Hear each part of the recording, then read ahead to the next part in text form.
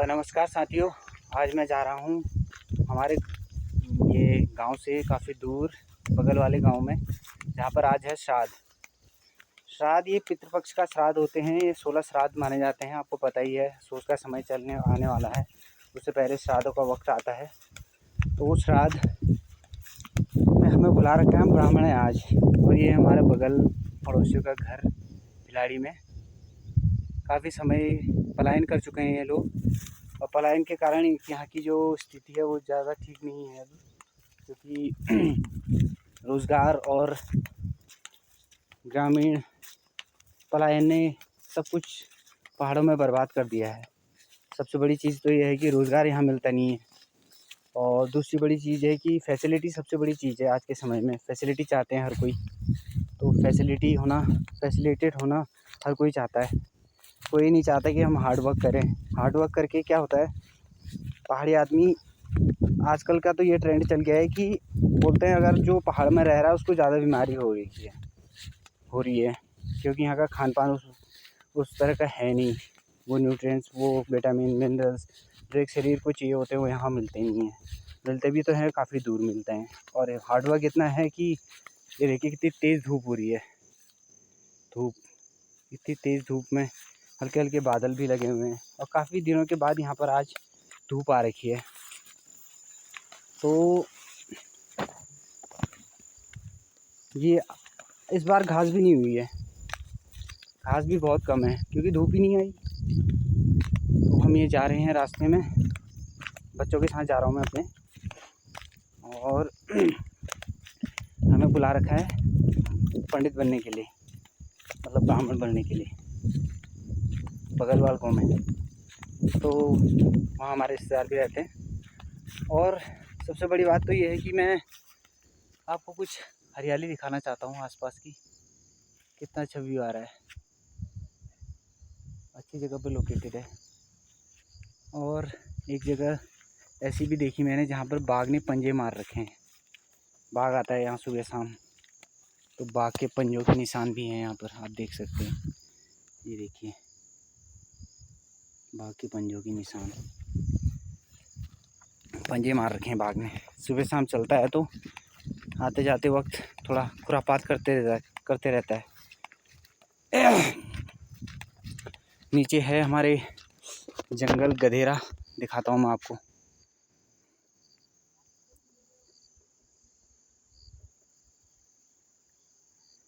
और यहाँ पर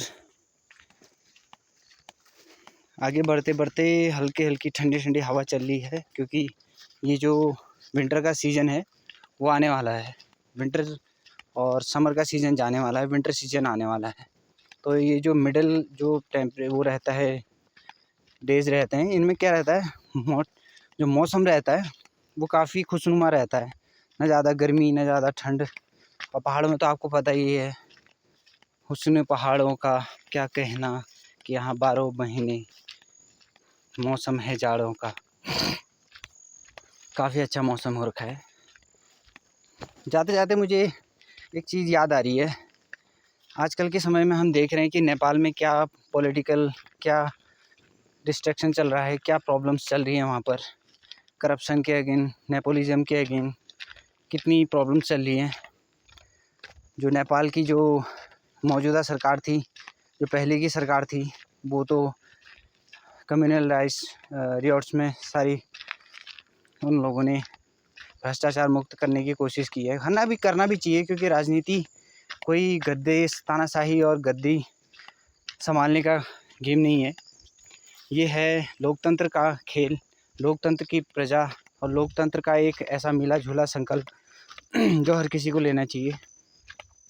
अगर आपको कोई भी राजनीति पार्टी या फिर कोई भी किसी भी प्रकार की प्रॉब्लम्स अगर राजनेताओं से या उनके शासित गठबंधन या उनके शासित किसी भी प्रकार की प्लानिंग से, या आप कह सकते हैं उससे प्रॉब्लम होती है, तो आप उन्हें डिस्ट्रक्शन प्रॉब्लम्स क्रिएट कर सकते हैं, या फिर उनके अगेंस्ट आके उनके वो कर सकते हैं। ये मेरी वो फेवरेट जगह है जहाँ पर मैं कई सालों से फ़ोटो खींचता हूँ और यहाँ पर बैठा रहता हूँ, क्योंकि यहाँ पर बैठ के फ़ोटो खींचना मेरे को बहुत सुकून सा लगता है। क्योंकि ये ऐसा एरिया है जहाँ से ये रेनी सीज़न में रेनी सीजन में बारिश आती है और बारिश आने के साथ साथ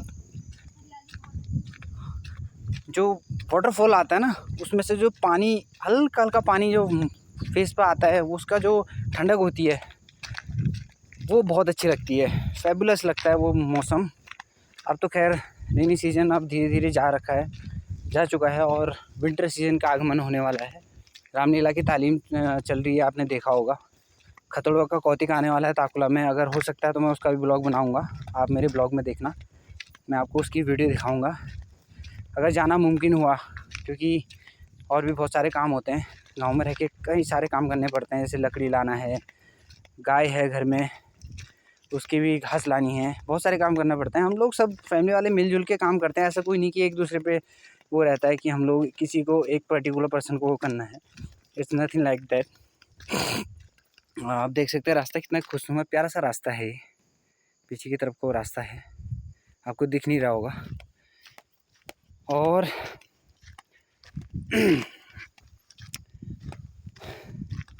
दोस्तों, प्रकृति की जब मार पड़ती है ना, या टीचर की या प्रकृति की जब मार पड़ती है ना, तो ऐसी पड़ती है या तो हाथ सुन्न हो जाते हैं या तो फिर रास्ते सुन्न हो जाते हैं। कहने का मतलब ये है कि अगर तुमने कुछ पढ़ाई लिखाई नहीं कर रखी है और आज तुम बिना पढ़े स्कूल चले गए हो ना, तो वहाँ टीचर तुम्हें डांटता है।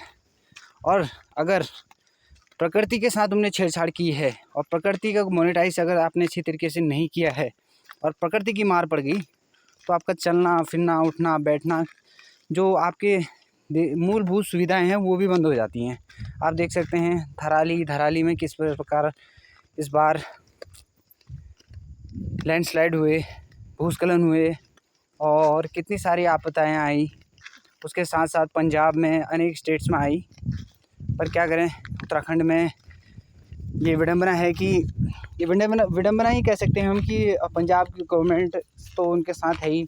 पीएम मोदी जी ने भी वहाँ पर कुछ करोड़ों का फंड घोषित कर रखा है। बाकी उत्तराखंड में भी फंड उन्होंने घोषित किया, पर काफ़ी समय बाद, कुछ महीनों बाद, जब आपदा आके रिकवरी होने ही वाली थी, हो ही कर ही रहे थे लोग, उसके बाद 1200 करोड़ का शायद फंड उन्होंने रेज किया है। तो कहने का मतलब ये है कि बहुत उत्तराखंड को एक पिछला राज्य करने वाले हम ही लोग हैं। हम आगे बढ़ते नहीं हैं। हमारे कलाकार हो गए या हमारे पॉलिटिशियन हो गए, कभी आवाज़ रेज नहीं करते हैं। ये नहीं बोलते हैं कि वहाँ पर प्रॉब्लम हो रही है तो हमें जाना चाहिए, वहाँ पर 2-4 लोग इकट्ठे हुए, वहाँ की प्रॉब्लम्स को रेज किया। ऐसा कभी होता नहीं है। हाँ, हमें पता है कि जैसे थराली में हुआ था, उसी दिन वीडियो आ गई थी, प्रॉब्लम्स हुई है, पर किसी कलाकार ने या फिर किसी बड़े नेता या किसी भी आदमी ने वहाँ जाके जिम्मेदारी नहीं सोची कि वहाँ जाके कुछ उसकी भागीदारी की जाए या उसके बारे में कुछ कहा जाए। ऐसा कभी हुआ नहीं। और बाकी ऐसी दोस्तों, मैं ऐसी जगह पर आ गया हूँ जहाँ एक दिन मैंने बाघ देखा था। अब यकीन नहीं मानोगे, वो नीचे एक पत्थर है, पत्थर के ऊपर बाघ देखा था मैंने। इतना नज़दीक से मैंने बाघ देखा कि मैं उस दिन डर गया। मैं कहीं से आ रहा था वापस, शाम का समय था, 4 बजे के समय था, और आमना सामना हुआ उससे।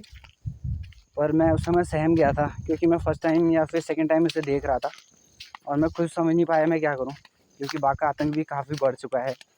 मवेशी जो हैं वो जंगलों में छोड़े जा रहे हैं और उस मवेशियों को लोग पलायन के कारण नहीं पालना चाह रहे हैं। तो क्या होता है, जंगल में जानवर नहीं है, मवेशियों को छोड़ रहे हैं, उससे क्या होता है, बाघ और चीता ऐसे ही जानवर नीचे की तरफ को पलायन कर रहे हैं, गांव की तरफ को पलायन कर रहे हैं।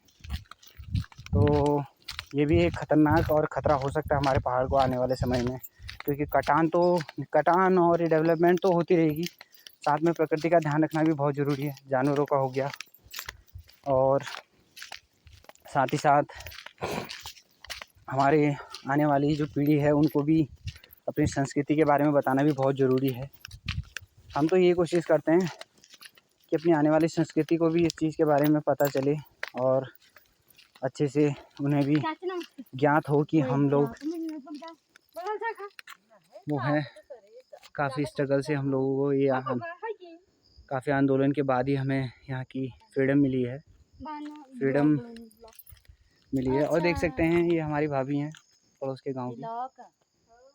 वो देखिए घास काटने के लिए आ रखी है और शायद बकरी चरा रही हैं। वो नीचे घास भी काट के रखा हुआ है। ये देखिए। नमस्ते। चलते हैं, अभी फिर मिलेंगे। और आगे हम चलते चलते अब दूसरा गधेरा आ गया है। गधेरा यानी कि यहाँ पर जो नदी होती है, वो नदी का जो छोटा टुकड़ा होता है, जो छोटा kind of a part of a river called गधेरा है। सो ये गधेरा कहा जाता है हमारे कुमाऊनी भाषा में। गढ़वाल में क्या बोलते हैं, अदर लैंग्वेजेस में क्या बोलते हैं, आई डोंट नो। अगर आपको पता हो आप कमेंट करिएगा। यहाँ पर भी एक छोटा सा गधेरा है, काफ़ी प्राकृतिक खूबसूरती है इसमें। पहले तो यहाँ पर जो हमारे बुजुर्ग या हमारे जो बड़े बड़े लोग होते हैं, जो हमसे काफ़ी बड़े हैं, वो कहते हैं हम यहाँ पर खाव बनाते थे और नहाते थे, यानी कि छोटा सा तालाब बनाते थे, नहाते थे यहाँ पर। तो वो समय कितना सुंदर, कितना प्राकृतिक रहा होगा कि मनुष्य और जो पहले की जो जनरेशन थी, वो कितना प्रकृति के साथ जुड़ी रहती थी। हम लोग तो कहीं भी जाना हुआ तो मोबाइल लेते हैं, वहाँ की फ़ोटो लेते हैं, अपनी रिमेम्बरेंस में रख देते हैं, और इतना कुछ अटैचमेंट नहीं रह पाता है, क्योंकि हमारे हम जाने सुबह से लेकर शाम तक हम कितना मोबाइल का यूज़ करते हैं। और एक अपील आपसे करना चाहता हूँ, बच्चों, मोबाइल का यूज़ कम से कम करा कीजिए, क्योंकि इससे जो डिजिटल प्रॉब्लम होती हैं, आँखों में प्रॉब्लम होती हैं, एक तरीके की बीमारी भी है, फोबिया भी हो जाता है, और आने वाले समय में एक ख़तरा भी हो सकता है। लिमिटेशन रखिए, बाउंडेशन रखिए। माता पिता को भी उन चीज़ का ध्यान रखना चाहिए कि हम अपने बच्चों को एक डेली चार्ट बनाएं, रूटीन बनाएं, उसके अकॉर्डिंग अपने बच्चों को वो जीवन शैली दें या रूटीन उनका बनाएं, या फिर वो करें। देखिए कितना अच्छा लैंडस्केप आर्क है, वाह, ऑसम हेयर, इट्स ऑसम, कितना अच्छा लग रहा है। यार धूप आ रही है, आंखें मेरी बहुत छोटी लग रही है अभी, क्योंकि मेरे को रास्ता नज़र नहीं आ रहा नीचे की तरफ, प्रॉब्लम्स हो रही है मेरी। ये मेरा शायद तीसरा या दूसरा ब्लॉग है। मैं नहीं चाहता कि मैं आपको ज़्यादा लंबा खींचूँ, आप बोर हो जाएं और फिर बोलें यार दोबारा देखने का मन नहीं कर रहा। अभी के लिए इतना ही। और वैसे भी मैं अब पहुंचने वाला हूं, पहुंच के तो मैं आपको वो रिचुअल्स दिखाना चाहता था, but due to time limitation, due to some इसकी वजह से मैं नहीं दिखा सकता आपको, नहीं दिखा सकता इन द सेंस कि मैं आपको दिखाना चाहता हूँ, बट नेक्स्ट टाइम जब आपके पास भी समय हो तभी देखेंगे। देखिए मैं पहुँच चुका हूँ कांडे गाँव में। तो कॉल मेरी बीवी का मायका भी यहीं है, वो नीचे जाना है हमें तीसरे नंबर के घर पे। ये प्यारा सा गांव, ये ताकुला भी है दिख रहा है, अगल बगल के गांव भी है। सो तब तक के लिए हमें वहाँ जाते हैं, थोड़ा सा वहाँ की आज श्राद्ध है तो उसमें भागीदारी करते हैं। वहाँ आज हम लोग मेहमान हैं, तो उनकी आत्मा को भी शांति दे, और आप सभी को भी श्राद्ध की जो आप लोग का होता है उसमें आप सभी के पितृ पूर्वज जो भी हैं उनकी आत्मा को शांति दे भगवान। और आपकी मंगल कामनाएं करते हुए मैं इस ब्लॉग को अंत तक ले जा रहा हूं, और कोशिश करता हूं कि आने वाले ब्लॉग में और भी चीज़ें आपसे डिस्कस करूं। Thank you for being with me.